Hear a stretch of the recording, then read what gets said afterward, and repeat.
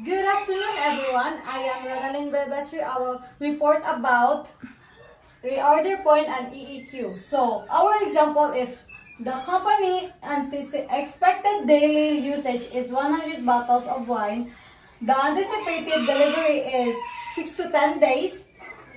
When will the company place the order? So, reorder point. Our formula is usage. So, usage is 100 bottles times lead time. Our lead time is 6 to 10 days plus safety stock. So, after na, gisuot na nimo 100 bottles and then i-times nimo sa 6 to 10 days. Sunod kay 100 ang 100 per bottles per day. Imong i-times sa 4 ang asa nagiko ang 4 kay magika na siya sa 6 to 10 days. So, baguan ka na 7, 8, 9, 10. Mo na siyang 4 days. So, after ana, imo na lang siya masuwat, imo na siyang i-calculate, mo na siya ang igawas ang 600. So, 600 plus 400. So, ang answer aning ROP na to is 1,000 bottles of wine.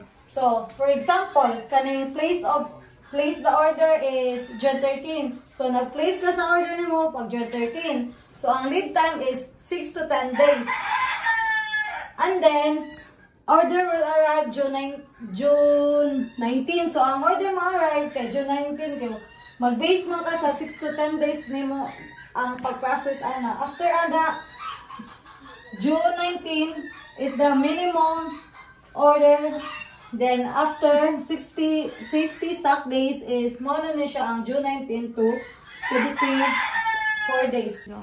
So first, we will tackle about the economic order quality. So determine the following. So A, EEQ is B, number of order per year, and C, total ordering cost per year, and D, average inventory, and E, total carrying cost per year, and F, total cost. So our example is number of jars of honey required annually is 10,000. Cost of placing an order is 10 pesos. Annual carrying cost per year jar of inventory is 0.80.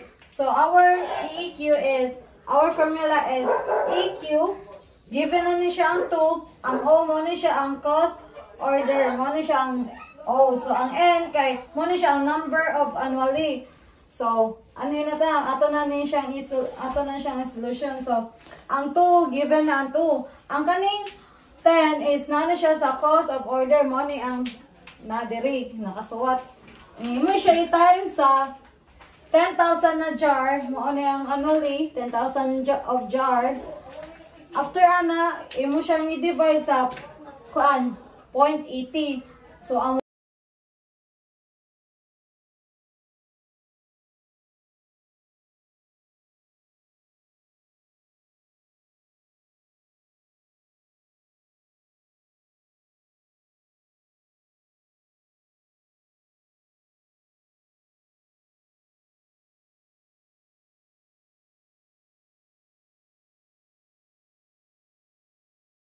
tapos na answer na, mauna ni siya ang EQ 500 jars of.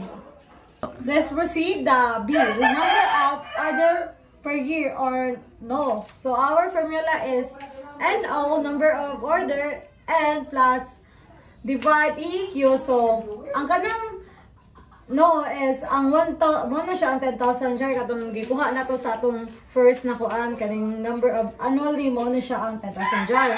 Then i-divide mo sa atong answer sa EQ. So mo ni ang answer is mo ni ang EQ 500 jars. So ang answer ana number of order is 20 orders. Then sunod kay letter C, ordering cost per year or TOC. Our formula is TOC. So TOC kay gikan mo ni siya TOC. And then, number of ordering times kuan, order cost. So, 20 ang kuan, ang number of ordering times nimo og order cost mo niyan 10 pesos. Ang answer is mo na ni siya ang TOC. kuan 200. So after na letter D na ta, average inventory o AI. So after na mo yung formula mo na siya EQ divide 2 ang 2 given na ng 2. After na di mo na kuan ang kaning mo na ang EQ nato no 500 jars. Divide mo 2, so ang answer sa AI 250 jars. After EI, diri na ta sa letter E, total carrying cost per year or TCC. So ang formula is AI times CC. So ang TCC 250 jars, ang 250 jars gikan ni siya sa AR, i-times nimo sa katong kuan carrying cost mo ni siya ang 0.80. Ang answer sa TCC kay 200 pesos.